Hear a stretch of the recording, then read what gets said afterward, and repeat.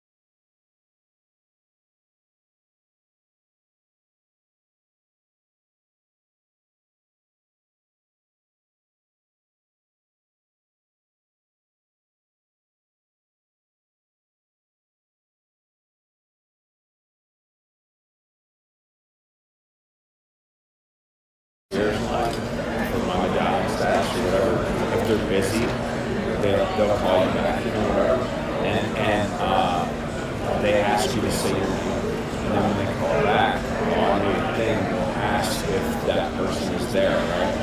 But they apparently have some type of algorithm that filters out shenanigans, because I've been trying to get them to call back and say, is Kaiser Soze on the phone? So every time they're like, please state your first and last name, Kaiser Soze. And so we were going to try, my wife and I were going to try to get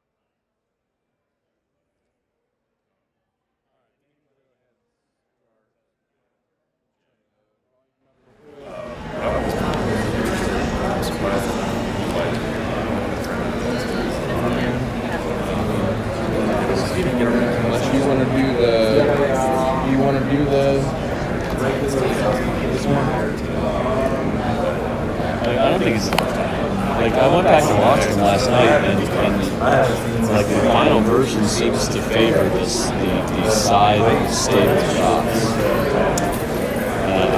I think those are better than my shaking. Why would they have that? Yeah.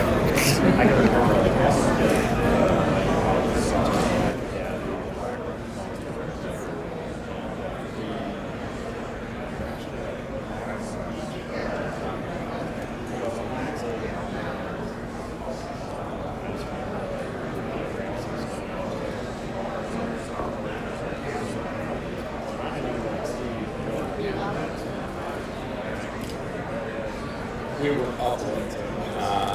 We closed the block party down and went back to.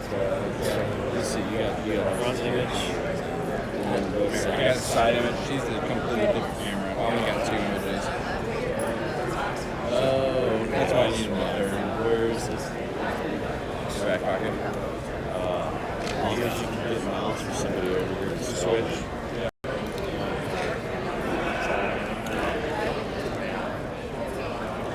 Internet difficulty. Yep. Alrighty.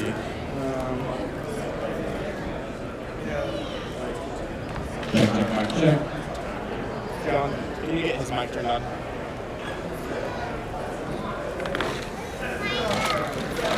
Good morning, Blue Force Gear here at booth number 31209 for the last day of SHOT Show.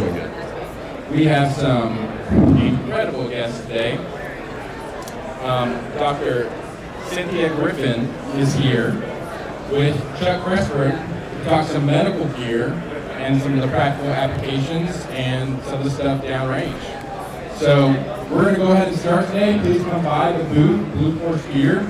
Booth number 31209. We're going to also do some trivia about every 10 minutes, so put your thinking caps on today. Come on by. So we'll go ahead and introduce. We'll be okay. We're ready to get started. Okay. Facebook, Instagram, live streamers. Good morning. This is Chuck Pressburg from Press Check Training and Consulting, and we're here at the Blue Force Gear booth for the last day of SHOT Show. What we're talking about today is going to be kind of extensively medically focused, and I am not a medic. So what I've done is asked my good friend Cynthia Griffin to come and help us out with some of this today. She is a doctor and actually works in emergency medicine. Why don't you tell us a little bit about your background? That was pretty good. So yeah, I'm Cynthia Griffin. I'm also a paramedic. Started off as a paramedic. Started off as a paramedic, and then decided to go to med school, did training in emergency medicine, and then did a fellowship in helicopter EMS. So I'm a civilian EMS helicopter emergency medicine physician, and I work in ED too. So I get to meet people, which is awesome. So yeah, that's my background, and I'm just here to kind of help out, answer some questions based on what I know. So, and then what I do as a civilian girl, and in the ER. So I've known her husband for many, many years. She's a paramedic and served as a medic downrange, contracting during the golden years of the Evil Mercenaries. And so anytime that I make a new EDC kit or whatever, and I'm starting to weigh the pluses and minuses of a piece of gear, Mikey's one of those guys that I'll call and say, hey man, would you rather carry an Israeli or an ace wrap and 2 rolls of gauze or whatever? And Mikey has always had a good, solid, cogent reason for whatever he recommends. So I was privileged to be able to have his wife with even more impressive credentials than the guy that I go to for medical advice, here to help us talk through some of this stuff. So I go ahead and do it. he is kind of a trauma Jedi in a lot of ways. So what does Blue Force Gear offer in terms of Class 8 or trauma, both nylon to carry or intervention items? Well, obviously, every person that carries a firearm for a living should have access to or have a tourniquet. So Blue Force Gear is going to have several ways or methods to carry tourniquets. Everything from helium whisper, ultra comp 10-speed style covered pouches to protect the TQ environmentally from UV, sun, dirt, things that are going to compromise the Velcro. Then they have sleeves that you can place tourniquets in. These can either be worn in conjunction with, routed under aid kits or under other types of pouches. That is the BFG hammock.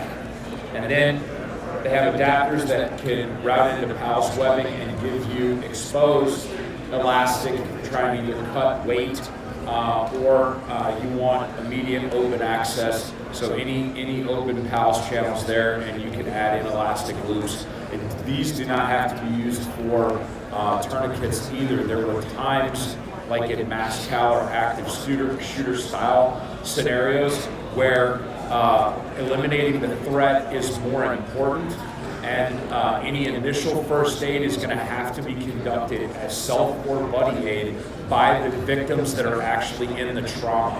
And so I've had kit configurations where I had ace wraps, rolls of Perlex, gauze, Israeli-style dressings, and as I'm clearing and people are screaming and asking for help or whatever, I'm ripping off first aid items, tossing them to someone, and then pointing at somebody else and saying, apply pressure on that person, and just moving through. So these elastic loops could be used to kind of make a chest rack of first aid equipment that you could be chucking out at people while maintaining your primary focus of clearing structure and eliminating threat.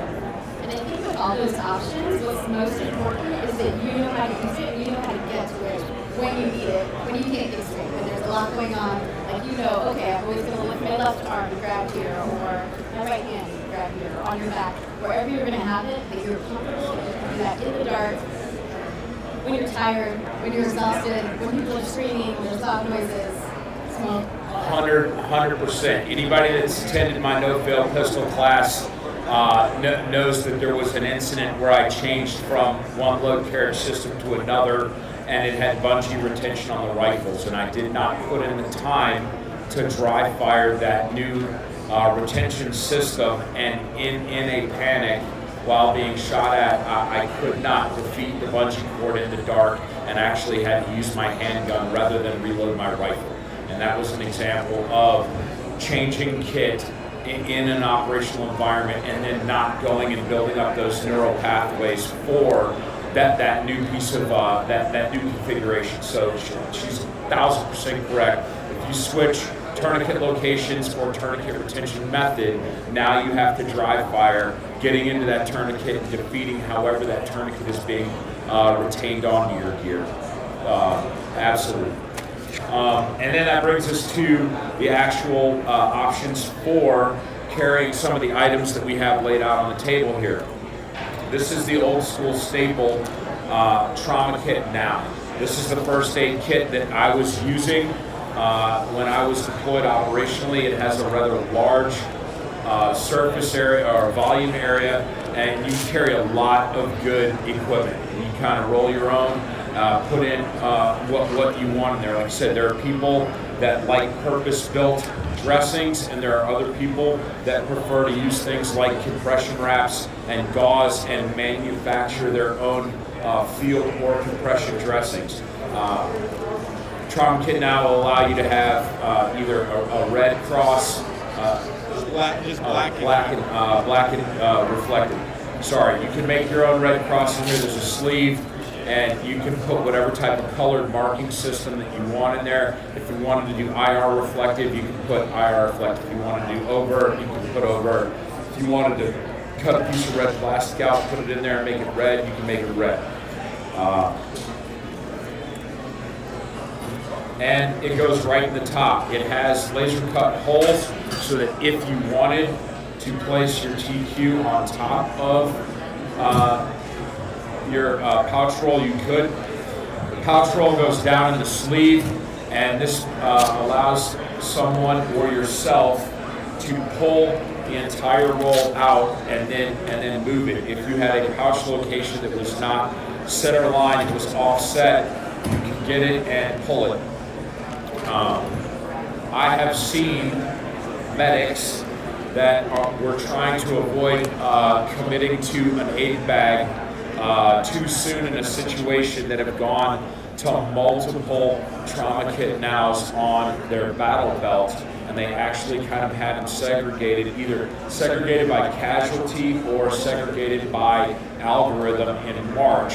And then they were able to treat 2 to 3 individuals off of their belt before they had to commit the 8 bag to the ground and kind of become a little bit more static. So allowed them to stick and move, and they wore this. They look very much like a machine gunner, but instead of belt pouches for 100-round drums or 200-round drums, they had these things kind of packed exactly how they wanted them based on how they were going to do triage or whatever, either by individual or by algorithm.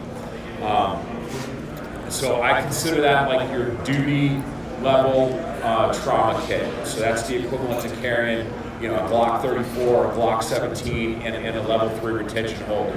It's big, but it's the most efficient, and it holds the most stuff, so it's going to give you the most capability. We can't always carry a full-size pistol and a full-size duty or retention holder. There are times that we have to downsize a firearm based on the clothes that we're wearing and the operational environment that we are in. And that's kind of what inspired the micro line, both from the dressing supplier manufacturer side, literally making dressings that had less volume and less material. Clear Medical started that, and they partnered with North American Rescue, H&H, and some of the manufacturers of dressings here, and they were trying to create a footprint that you could get the bare minimum that you needed for intervention, but into a much, much smaller form factor. And that's where we come up with the Trauma Kit Now Micro. And this is a really, really great piece of gear. This is the dressing, or this is the first aid pouch that I use for my ranged belt. Now that I'm a little bit older, I'm always trying to cut weight on my belt to preserve my hips and my orthopedics so that I can be on the range with the students pain-free for as long as possible.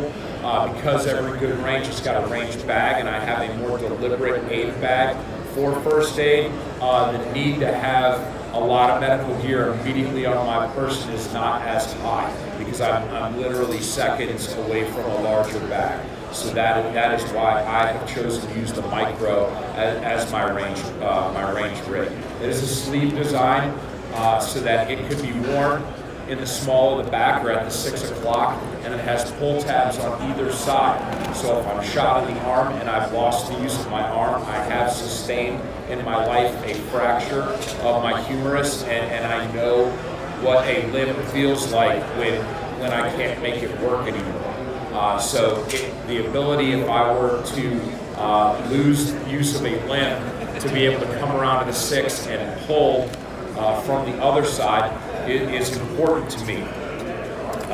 Here's a loaded up sleeve, and what that looks like. This is with the advanced kit.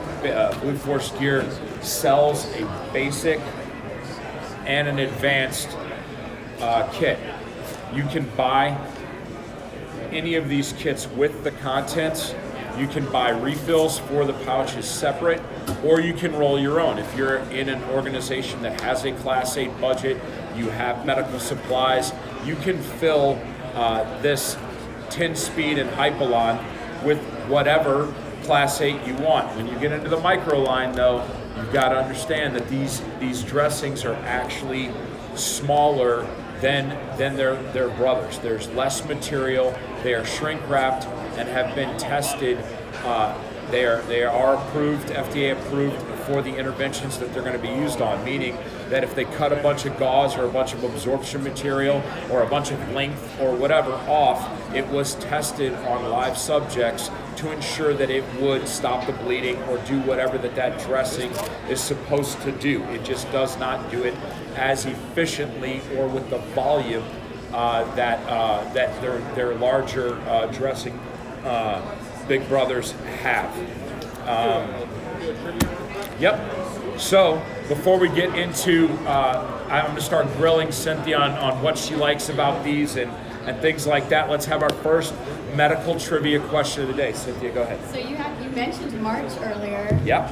So does anyone here know what the acronym for March stands for? Internet. March algorithm. So what does March stand for? I'll give you guys a hint. We'll throw that in there and move on to the topic. So just throw that question out there. And then The question is out there. Let us know what March stands for. All right. So, Cynthia, I love the advanced kit. That's the one that I kind of roll with.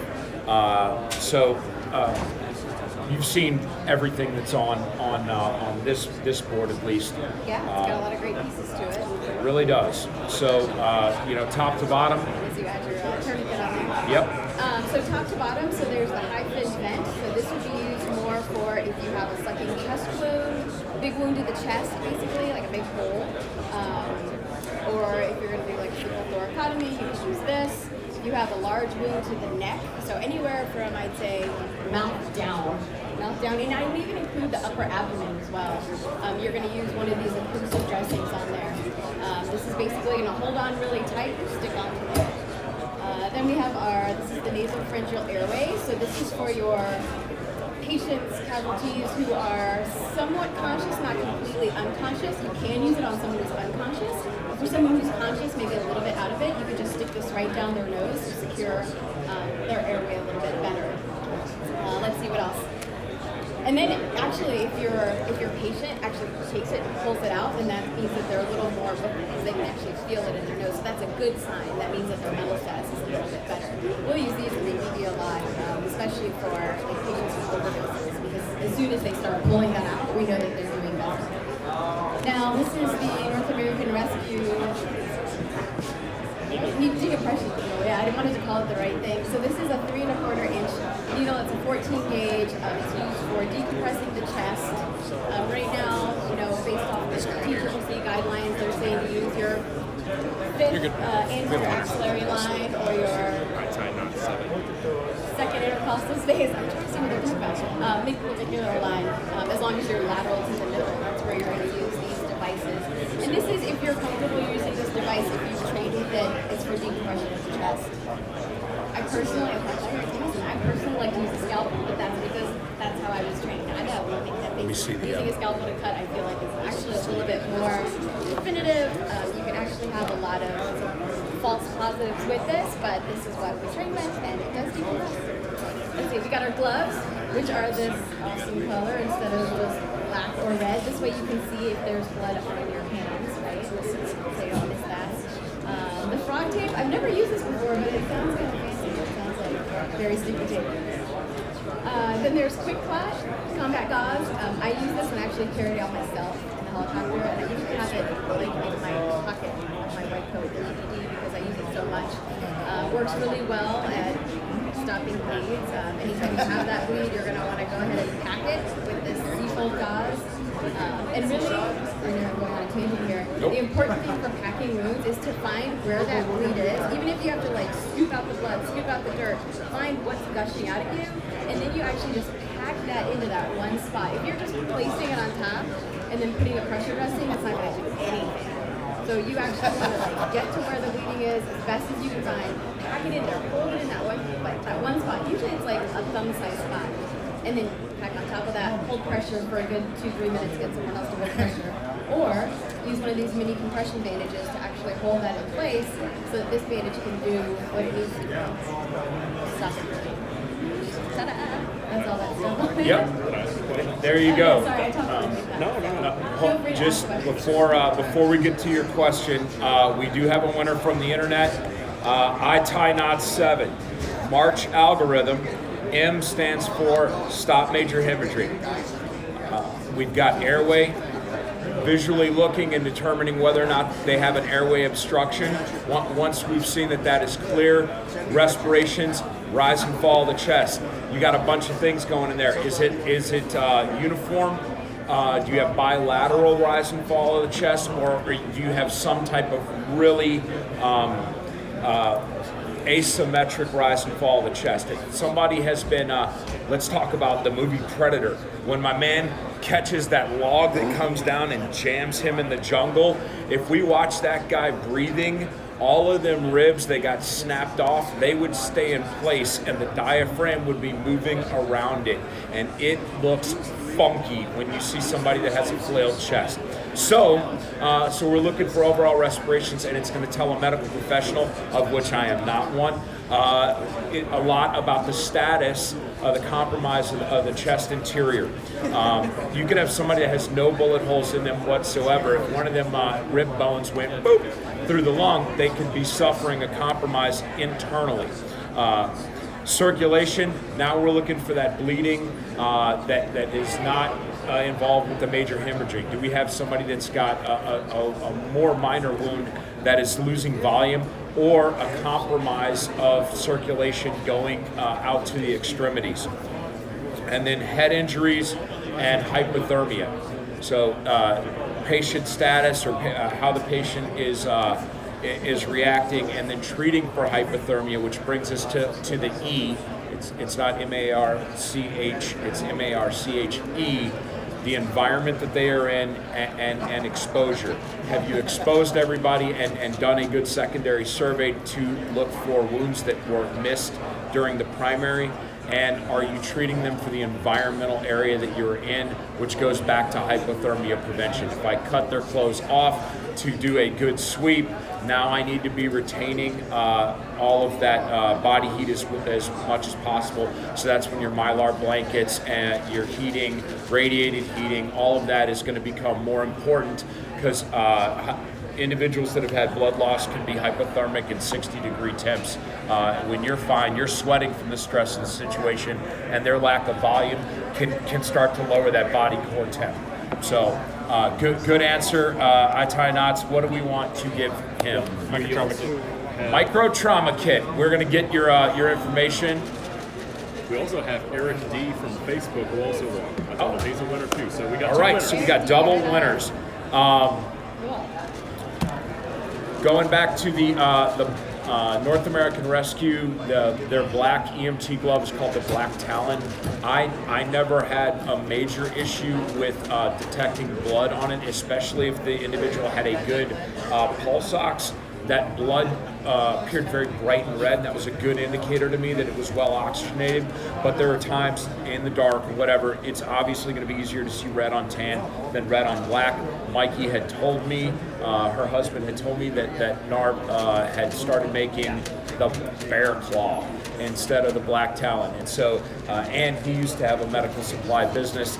Mikey sent me some bear claws out, and I've started to swap out my Black Talons. I only use them in training or, searching stinky people or whatever, and I now have tan gloves in most of my trauma stuff. So, and a little sideline piece of this. So if you're in the civilian realm too, I think it's really important to always focus on you, because you never know if that person that can actually help you is going to want to help you, right? And if you're bleeding out all over the place, they might be worried about bloodborne pathogens, which is right, because you don't really know that person. You don't know what diseases they're carrying. If you have gloves, they're going to be more willing to help you and to render that aid. So gloves are high on my list of things that I keep on myself all the time. My teammates were not deployable if they were HIV positive, and so in terms of intervening on someone that you know, as a medic, he knows the medical history of the 30 guys that are with him or whatever. I was completely comfortable stripping off assault gloves and putting my ungloved hands into someone who I know has been medically vetted and screened. Here at SHOT, if I were to do an intervention, I don't know if that person has hepatitis or whatever. And so it has been a big transition for me preparing for civilian intervention back here in the United States, having kind of run really loose on a lot of the medical safety protocols due to the circumstances of being overseas in a combat environment for all those years. So it's a constant process. Like I don't even know if I have a set of gloves in my thing that I'm carrying today. So probably need to remedy that. Okay, so what else do we need to talk about? Oh yeah, what's your question? Can you explain to the viewers the difference between the old quick lot that they might have been aware of the granules, Quick lot compared to that there? versus quick lot now. So from what I understand, which is to be totally wrong, but the old version of quick lot had that hemostatic agent on it that created a thermal reaction. And so it would heat up, right, whenever it was exposed to something wet. And so you worried about getting burns or worsening that injury. But I don't think that's an issue now. I'm pretty sure Nope. it's not an issue now. That is correct. So get the newer kinds. So don't just like rummage through something that's old and find something that's really out of date and think that it's going to work. It is a really good example of brand recognition being both positive and negative. And there are times, I think, where if your brand stumbles and then you correct the product and you're going to try to re-release and win back over the trust, sometimes a name change is in order. When you make that kind of evolutionary jump, not version 2, you're going, or 2.5, you're going to version 3. You don't want associated with whatever. And Quick Clot's one of those brand names that the granular thing got a really, really bad rap on the internet, and then they made the gauze, and the gauze is basically every bit as good, in my opinion, as the Chitos, and people are still associating that old school early GWAT horror stories about kitty litter going in flight doc's eyes in rotor wash or whatever. Those stories are still out there, but the reality is we wouldn't carry it. I wouldn't have been issued it by my medics, and Blue Force Gear would not have it in this kit if it still had any of those negative attributes that the granular device had. It is a different chemical component, and it accomplishes the job of being a hemostatic agent or causing clotting factors to eliminate a bleed at the vascular compromise. It accomplishes that in a different chemical manner than the old granules, period. And I've had a lot of experience with that, both in the emergency department and on the helicopter. It works great. Fabulous product.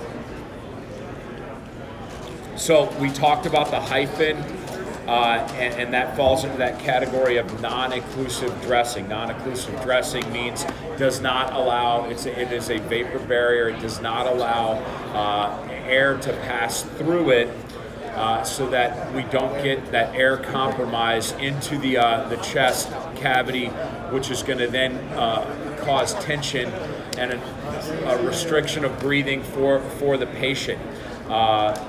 There are plenty of non-occlusive dressings. Some of them have burping valves or whatever.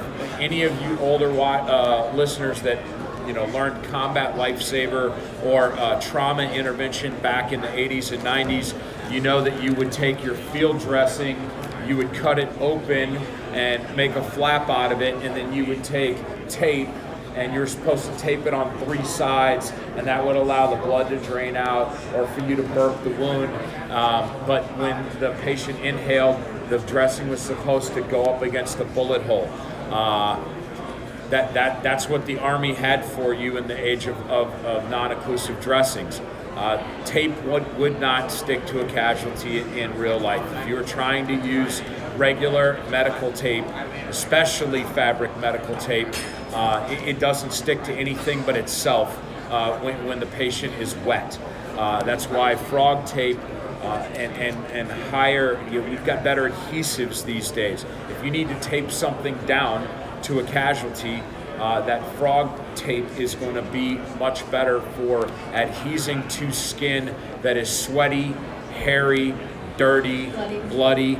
But if all else fails and you have enough tape, if you go all the way around the human being and back to that tape, tape likes to stick to tape. So it kind of like, if you can't tie a knot, tie a lot. When you start trying to look at me with my efficient pieces of tape and none of that is working, all you get is tape on your gloved fingertips, and start mummifying the wound site. Tape on tape. That's where it's at. Darts. So Dr. Cynthia talked to us about potentially making an incision, kind of the first step of a chest tube, which is that more permanent intervention for chest compromise, allowing that stuff to get out of there. If you don't have that, you got to go to darts. You got to use these needles. These needles are going to get gummed up, you're going to get clotting factors, and eventually they are not going to be off-gassing. And so you've got to be checking on your patient, and as they start to experience more signs of tension, you might have to dart them again and again. And so as a self or buddy aid, a single dart is probably sufficient. If Cynthia or her husband were to respond to a person that I had poked until they get that chest tube in, they're going to be looking and having more darts, and they're going to have to dart him more than one time or go ahead and make that incision. It is not a one and done scenario. And if your patient has regained consciousness, they are going to be able to talk to you about that tightness that they're feeling. They're giving you verbal feedback on where they are in terms of diaphragm and chest wall and pressure that's going on in there. And again, that is nothing but a positive thing. Yeah, so always reassess basically when you use these needles to dart the chest. And then if your patient is not breathing on their own, not breathing spontaneously, and let's say they have like a supraglottic airway in, or if they're intubated and they're getting bagged, then just know that you need to be even more vigilant at looking at that chest and making sure that they don't retension, because you're going to retension faster, like a bajillion times faster, if you're giving them positive pressure ventilation, if you're breathing for them rather than if they're breathing on their own. It's kind of like if you have bronchial or pneumonia or whatever, you can be naturally taking more shallow breaths that are not going to kick in that coughing response where you're hacking that phlegm up. So you're kind of staying in a comfort zone that you want. If Doc laryngoscopes somebody, we have a tube, an intubation, and it's down into their airway, and then somebody is breathing with a BV bag, that person doesn't get to stop when it starts to hurt. They're getting the full range of motion of that lung going on in there, and it's like a pump house, and as that lung is going in and out, if there's any compromise and there's going to be an air or pressure transfer, it is going to exacerbate that air or that air or pressure transfer way more than the shallow breathing of somebody that is in pain. So let's do another trivia question. I got kind of a ridiculous one if you want it. Okay, John? What's up? Can anybody name a movie where there was the tension pneumothorax? That's a good one. And so name a movie where there was a tension pneumothorax and they darted the chest. Is that what you're saying? Yep. And then at the end, he's like, I need to reach the valve. I can't breathe. I got the answer, but I'm sure there's more than one.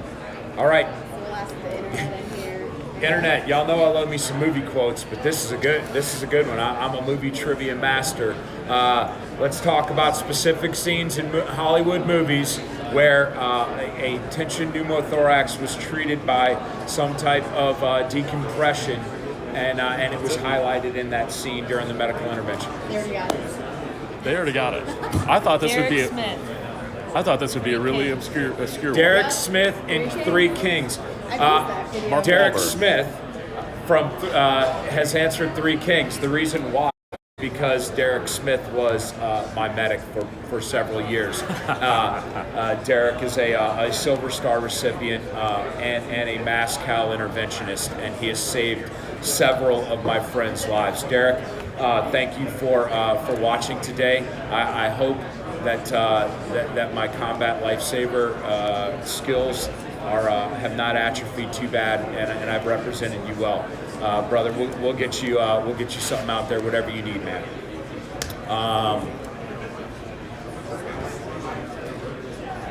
So let's talk about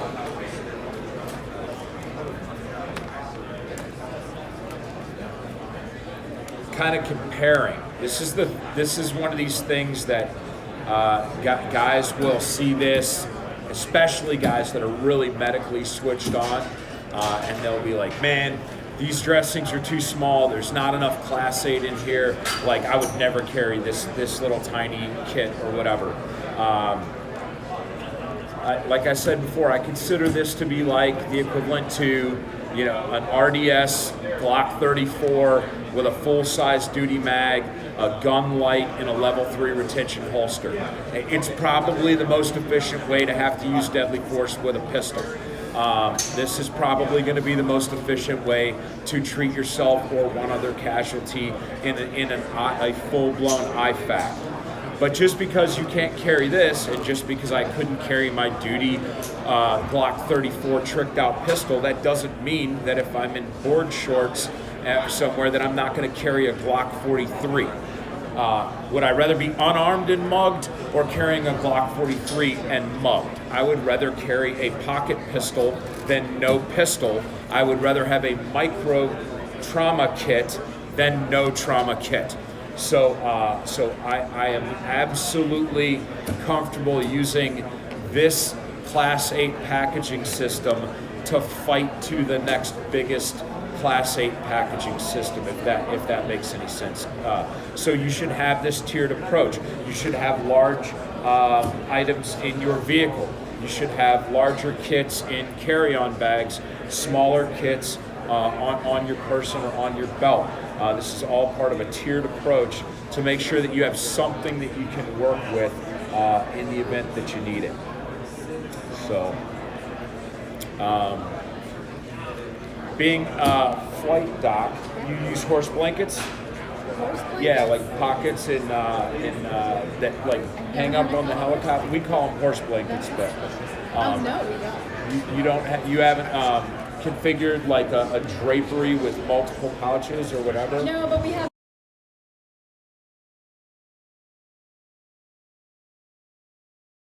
It's just in a bag that you just open. Gotcha.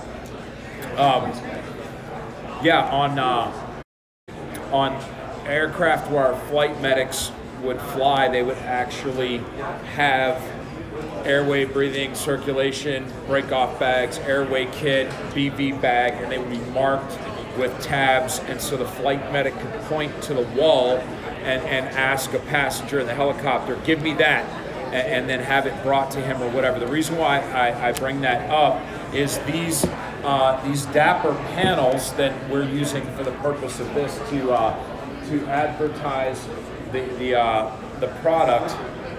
These things are for sale from Blue Force Gear in the size of these various bags. So if you had a regular civilian bag, somebody asked about low vis or courier bags the other day, you can use these panels, and then by using Velcro backing and some of the 10-speed different elastic size pouches, you could configure your Class 8 and have a pull-out panel that would have Class 8 material that was kind of easily more available, easier to see, things like that.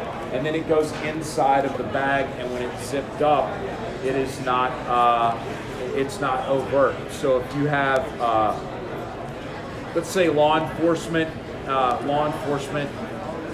at public events or public venues, and you are doing some type of plainclothes intermixed with the crowd and things like that, you could have your SWAT doc or somebody like that has actually created a medical aid bag and then convert it into a low vis configuration, and they could be walking around with that next higher tier of intervention items velcroed onto these dappers, and then they could be pulled out and deployed in the event that your SWAT doc has to go into action or whatever. So I just wanted the audience to know these were not just created by Blue Force Gear to adorn their booth. They are sale items also, and you can put do harm stuff on these also. You can do rifle magazine shingles, torches, extra pistol mags, restraints, whatever your mind can imagine, and you could have these things used as pullouts. Yeah, it looks like it's dual-sided too. Yes. So all of the Blue Force Gear makes an entire line of Velcro backed pouches, so not molly loops, not tabs, but Velcro. On the belt loop tabs, these, depending on the weight of the item, you can open these up and stick them on here. I have several items that I just use the belt tabs because they're not overly heavy. I wouldn't do like a 40-round PMAG in a 10-speed rifle thing and hold it on with just this. I would want the rifle, the Velcro-backed rifle pouch, to make sure that I don't, when I jam the mag or pull the mag, that the pouch doesn't come off of the Velcro back, and I have a pouch sticking on top of the magazine when I'm trying to stick it in a rifle or whatever. Let's do another medical question. We actually got a question from the internets. Internets, what you got for us? So somebody asked thoughts on carrying stuff, especially like the decompression needles, even though they themselves may not know how to use it. So if you don't know how to use it, get training on how to use it. I wouldn't carry it if I didn't know how to use it. Because you can actually cause a lot of harm if you use these incorrectly. This would be the best way to put it. You can really help somebody and really save their life if you know how to use it correctly.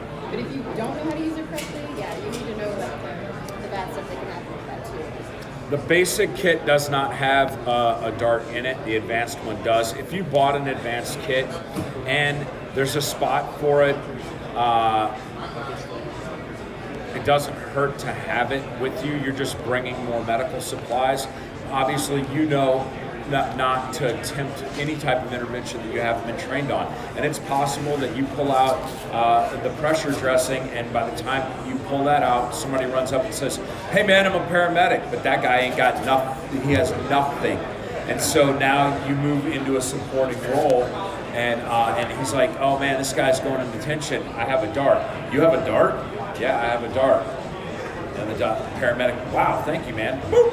And you could save someone. I wouldn't throw it in the trash can, is all I'm saying. If you're going to buy the kit and you have it, it doesn't hurt to have it in there, as long as you know, man, that's out of my lane. I'm not going to attempt to do this. And I wouldn't do the whole, hey, I saw it on Three Kings, I could do that. Yeah. It's a little more complicated.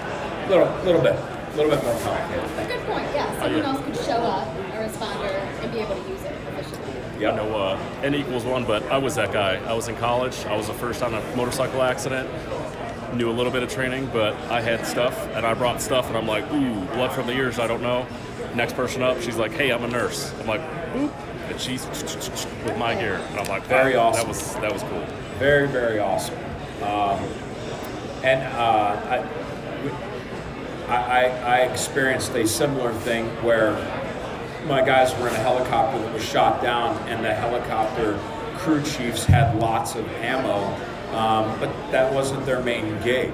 And my squad leader is shooting, and his M4 goes dry. He comes back behind the rock, and he goes, "Changing mags!" And this arm comes over his shoulder with a loaded 30-round magazine right in front of his face, and it was the combat squire, it was the crew chief, and he was just passing out 30-round magazines to all the guys that were actually shooting accurately at bad guys, and he gave away his whole basic load of ammo so that the Rangers could maintain the fighting load that they had on their gear. So,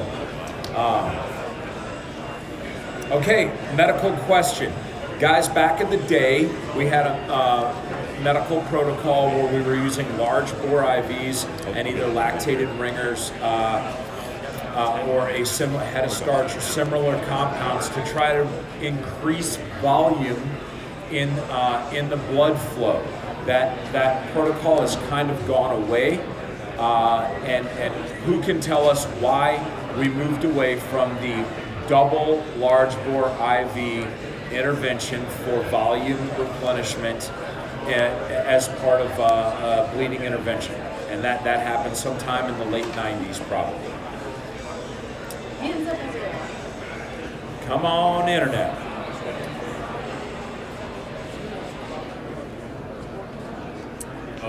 Okay, we got an answer here.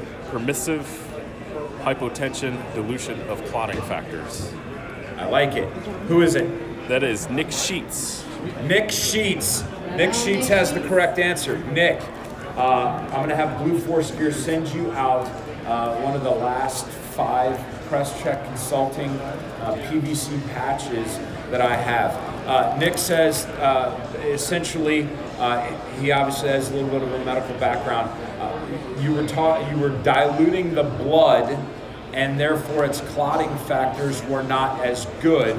And so even though you had more volume, you had less clotting. And so now the IV fluid and the actual blood are going out of the hole. There were case studies done, and they were looking back to conflicts in Israel. I believe they looked at medical interventions during the 1972 Yom Kippur War. And Israeli soldiers were wounded on the battlefield, and they were laying there just kind of baking in the sun. And when they looked at that whole golden hour piece of it, the amount of people that got that died after IV interventions or medical intervention versus this other group of people that were able, their body was able to reach a homeostasis with no intervention, just by laying there and bleeding, and not moving, not running, not whatever, just laying there. Their body naturally, the clotting factors were able to stop the loss of volume, and they were able to continue to oxygenate themselves. Now, obviously, if there were other trauma factors involved in there, and so it bore more the need for more scrutiny, more peer-reviewed scrutiny of, well, these guys got no large bore IVs and they lived, and these guys got large bore IVs and some of them lived and some of them died. We were carrying a lot of fluid weight in the 90s. Every Ranger had to carry 500 milliliters of Ringer's lactate as part of their IFAC. And so the soldiers' load was being affected. The medics were carrying 6, 8, 10 liters of fluid in their M5 bags. And that is a lot of tourniquets. That is a lot of non-occlusive dressings. And so we were getting this volume loss. And thankfully, the guys that looked at TCCC said we need to stop running double 14s or double 16 gauges in people's arms, because all we're doing is humping this weight, and we're just flushing their systems out. So blood products are much better. They have oxygen carrying capacity. Even now, we call normal saline usually a cold bag of acid. Yep. That's what it is. So somebody called it pasta water here on the internet. Water. Absolutely. Yeah, and at least in the Ranger Regiment, we were using the higher end fluids. When I went out into the regular force, they were trying to emulate the Ranger Regiment, and they were carrying saline. And I was like, no, that's like heat casualty stuff. Like I would never put saline water in some. It has zero clotting factors. It has nothing. It does nothing for the patient. So we've come a long way since 2 field dressings and a 500 ml bag. That is for sure. Okay. All right.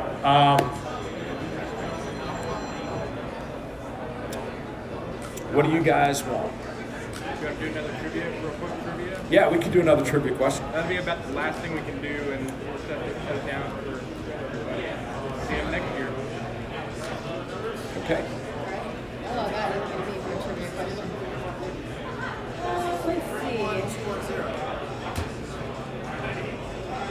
It can be medical. Well, I'm just trying to think of the related. best way to put it. So let's say somebody's involved in an injury where part of their airway in their face is blown up, I guess is the best way to put it. So you have a lot of facial trauma.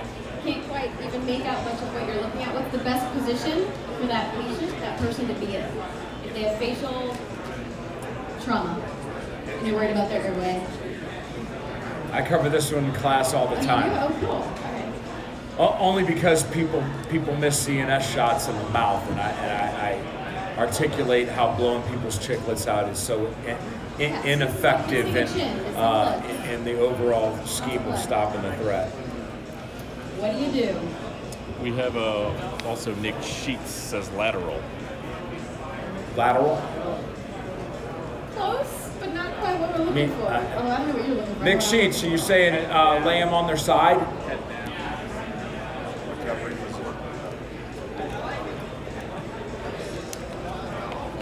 wonder if you're going to say. Hopefully we'll say the same thing. He corrected the face. Okay. Well, it's kind of a trick question. It is kind of a trick That ambulatory. If my buddy is standing there and he gets AK right through the grill, part of his tongue's hanging out, chiclet's blown out this way or whatever, and he looks at me and he's freaking out like, I'm gonna throw them out. I'm grabbed by the back of the helmet. I'm going to bend him over, and so this is his recovery. Spit them teeth out, buddy. Let that blood flow, and he's just going to bend over, right in the middle of the gunfight, and just let him breathe. If he's alert, he's going to know exactly the best position, which is going to be spitting the chicklets out. That's right. Matt RG got that. It's a position of comfort. Yep. And then you have your unconscious recovery position. We have to throw in the medical disclaimer, no indication or suspension of C-spine, whatever. In a fight, before I'm going to crike or intubate or anything like that, if I'm afraid that this guy's going to have an issue, then I just roll him over like he's kind of sleeping. I roll him over on his side. I can kick a leg up so he doesn't go all the way forward on his face. I can place his helmet on his arm, and he's got a generally inline C-spine and airway, and it's allowing for gravity to do its thing. If he vomits, if he's drooling, if he's bleeding, it's just going to run out onto the ground. And when he wakes up, he is going to place himself in the position that he feels most comfortable and able to breathe in. But Matt RG won that one. Okay, Matt. We will get you hooked up, guys. That's all we have time for today. Unfortunately, we got started a little bit late because of the internet in the casino here. This is going to wrap up SHOT Show 2020 from the Blue Force Gear booth. Cynthia, thank you so much for coming out. This has been awesome. How can they find you? If you want to be found. If I want to be found, I don't know if I want to be. I don't know. I'm on Twitter. CM Griffin, CMGRFFN, and somewhere on Facebook. I don't know if you guys look for me. And yeah. I'm not a big grammar unless you want to see pictures of my chocolate lab. Press Check Consulting has an Instagram page, a Facebook business page, and a YouTube channel.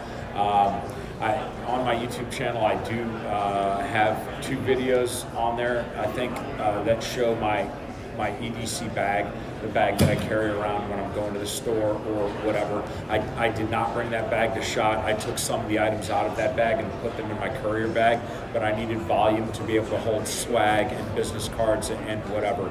But if you're interested about this Class 8 stuff and you want to know how much I carry and what I carry every day when I'm kind of walking around,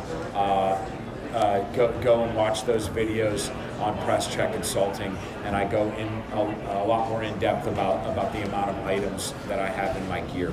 I will be continuing to do stuff with Blue Force Gear moving forward. Some training opportunities, some more product development, some more marketing things as well. So I've been a friend of Blue Force Gear for many years, an open and willing beta tester, just because I wanted to have the best products for me and my guys. There's a generation of guys behind me that you don't know that are still operationally relevant and in the fight, and we are enlisting those guys to help our design team just make the best man machine or human factors engineered soldier systems items in the space right now. So thanks so much for watching, guys, and we will see you guys soon.